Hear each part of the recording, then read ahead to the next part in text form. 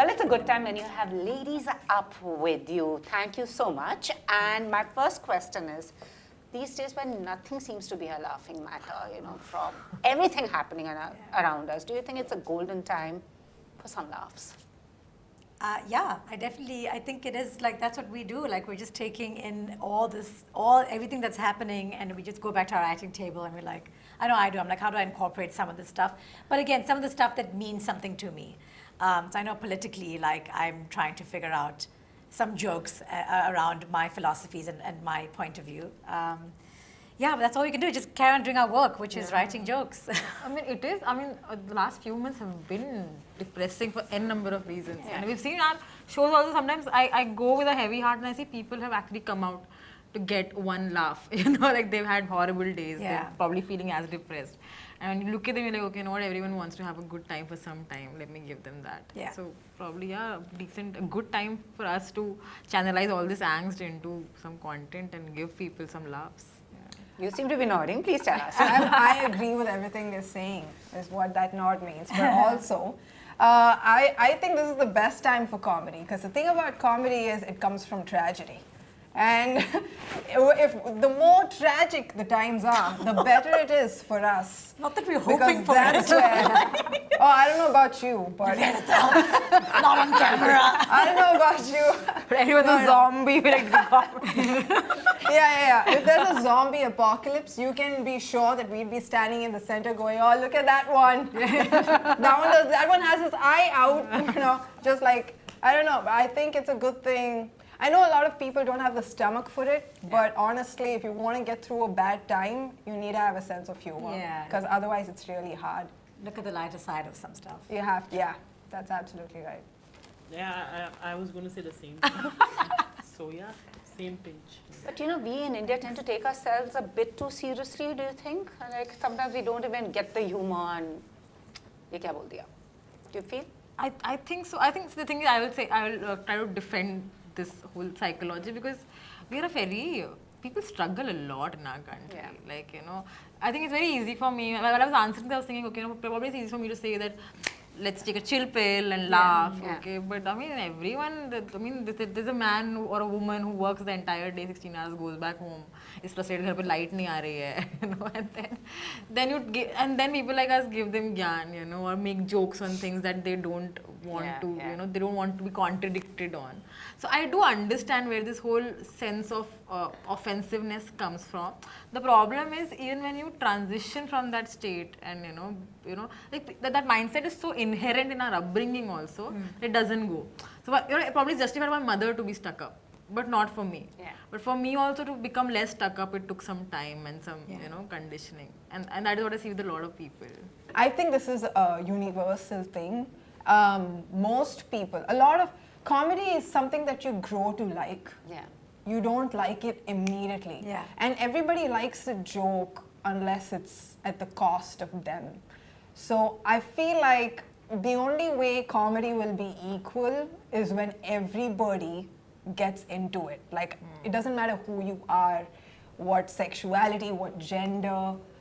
It doesn't matter. Everybody needs to get into it to give their perspective. Then I think it'll be more equal. And you know, there won't be like it won't be one-sided. I feel like for a long time, it was only men who were doing comedy. So we only saw their perspective of things. So we would take offense to that. But then now we're seeing women talk about certain stuff. And we're like, oh, there's someone or the LGBTQ community talk about their perspective. And I think it brings more equality into it. But honestly, comedy is not for everybody. It just isn't. That's Although why everybody it's please such a watch niche. our show. Watch our show. But yeah. But I think the world will get used to it eventually. If it is around. The world. Not comedy. We need more laughs. It will certainly be around. We'll figure it out. I mean, as you said, there are not too many women in comedy. If you see the ratio between men and women, what do you think actually is the reason that not too many women? Well, I think, you know, my thing with that is also, like, if you look in any industry, the ratio is lower. You know, like not every industry, but most industries, the ratio is lower. I think that's because women are coming into themselves now. We're coming into these industries, and so it's still a beginning phase. I think that's one of the reasons, is that we're still in the beginning of all of this. It's still the nascent stages of a lot of of women working. Women started working maybe like less than 60 years ago. I mean, like getting into workforces like 60 years ago. So we're still like, it's still new. We're all like, but we're getting into it. It went from like one female comedian to now we have like some.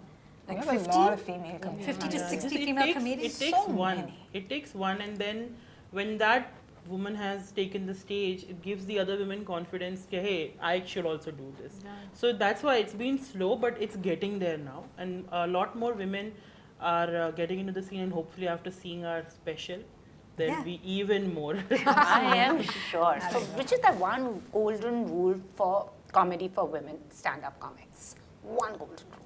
Behave yourself. Don't show your titties. Don't talk about sex. Don't talk about, your period. Yeah, as a stage ko jai karo. Be a little demure. This is the golden rule? The golden rule is write good jokes. Yeah. That's it. Yes. That's the only golden rule. Do whatever you want in comedy. I think comedy is a free space. If you're a certain type of person and you haven't seen your representation, represent yourself in comedy. Yeah. I mean, there is no specific rule for any type of person, basically. Yeah, find your funny and then just do that. And be at it. Yeah, and be at it. So find your funny. So where do you find your funnies from? My funny is, I have this really dumb tagline where I was like, I don't do jokes, I do comedy. It's like, I know like my comedy comes a lot of times from the way I do something. I'm not like the most brilliant joke writer, but my performance is where my strength is at.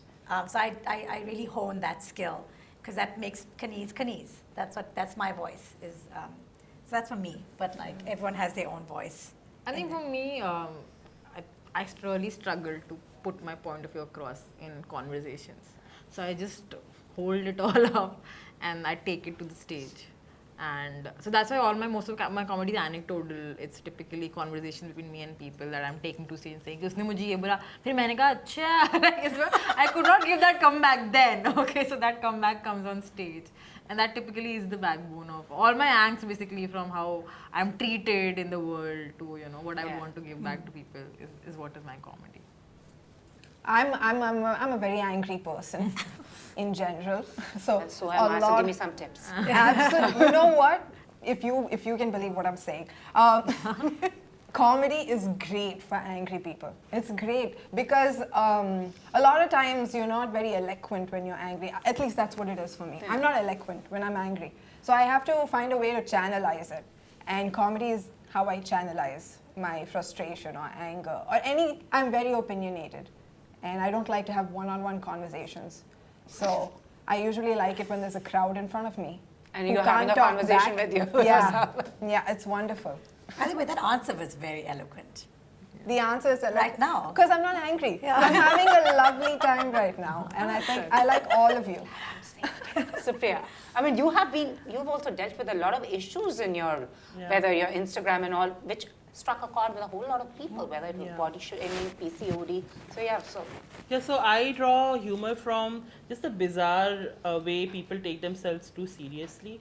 I don't recall anybody really talking about how it's really okay to be overweight or it's really okay to have PCOS, for women. It's if you can't laugh at these things, then you will cry all the time. Yeah. So that's where I draw my humor from. And yeah, I mean, of course, I've had my share of trolling and people calling me names, but I feel like most women have some versions of that in their life anyway.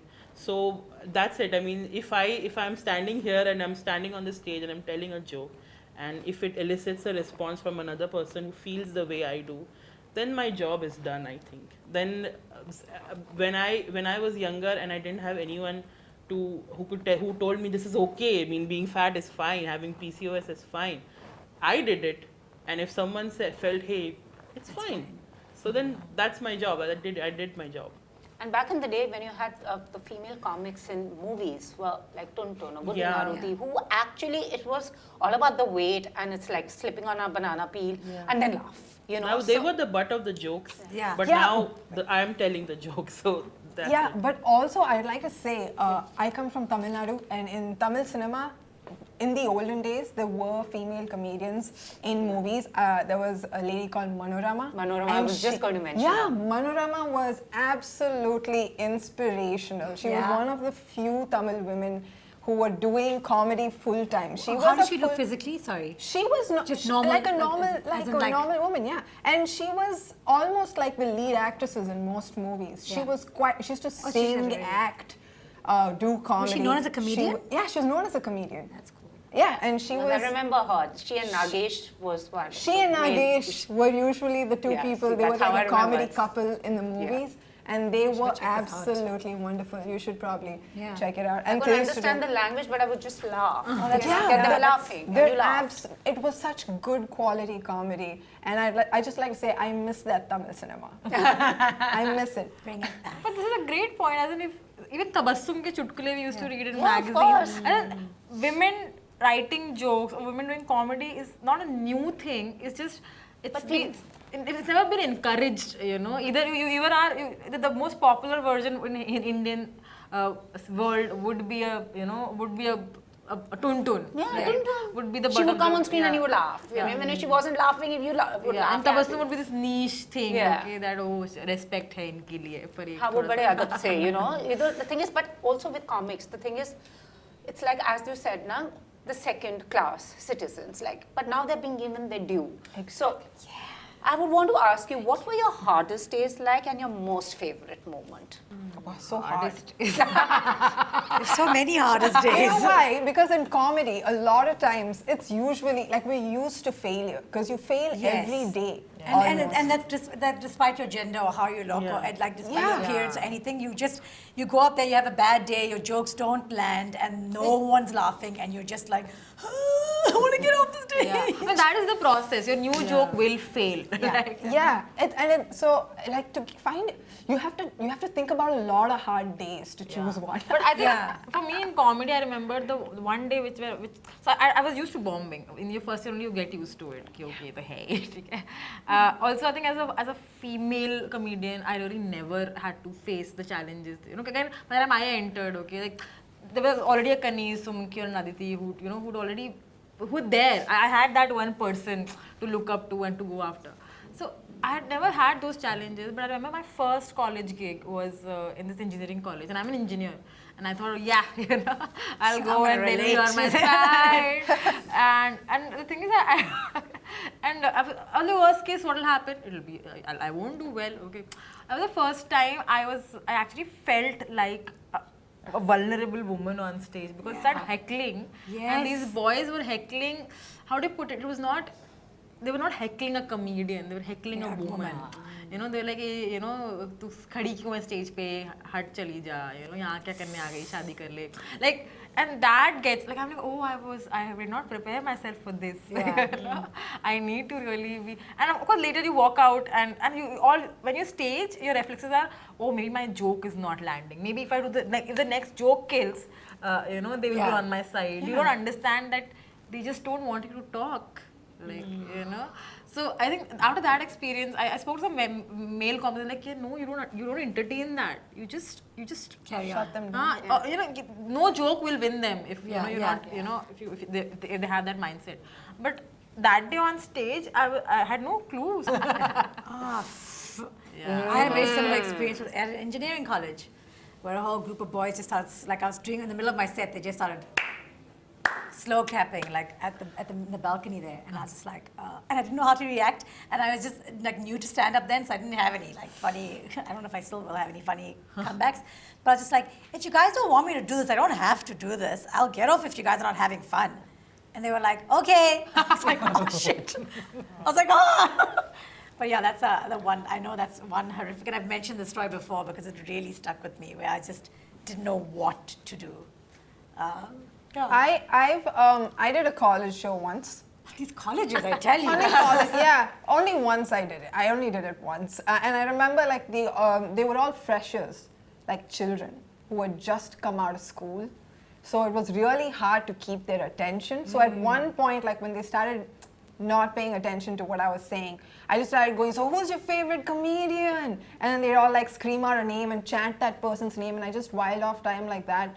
for like 15 minutes. And I was like, yeah, as long as you guys are having a good time chanting people's names, I'm fine. Yeah. And that's how I went through that. But yeah, there have been times when I did a set for 15 minutes and there was just like pin drop. I could hear people swallow their saliva. And I was just like, yeah, that's cool. And I got off after 15 minutes. And if I have to be honest with you, it wasn't too bad. No, people have loved me all the time. So stories to share. Lucky. Yeah. Well, awesome. Ladies, thank you so much. But one person that you've always looked up to in that comic space and said, that's my one person or anybody who comes to mind, you're like, Govinda for me, always. Govinda. Yep. Yeah, to be honest, for me also it would be Sridevi. Like, if there was no Sridevi, I would not have had the concept of. I think Sridevi was probably only time. Yeah. I think I'm going to say Nagesh and Manorama then. I'm with you on that. Yeah. All these ladies? I don't know. That's an interesting question. I don't know like what. I think I used to watch Whose Line Is It Anyway growing up. Yeah. And Wayne Brady like singing. I used to. That was like. I was like, I want to be able to do that one day. So that was my inspiration. Anyways, thank you so much, ladies. Keep Thank making you. us laugh. We need Thank the you. laughs and these days, you know. Please watch our show on Netflix. course, November Ladies 22nd. Up, who Ladies wouldn't Up. And yay. Thank you so much. Thank you. Thank you.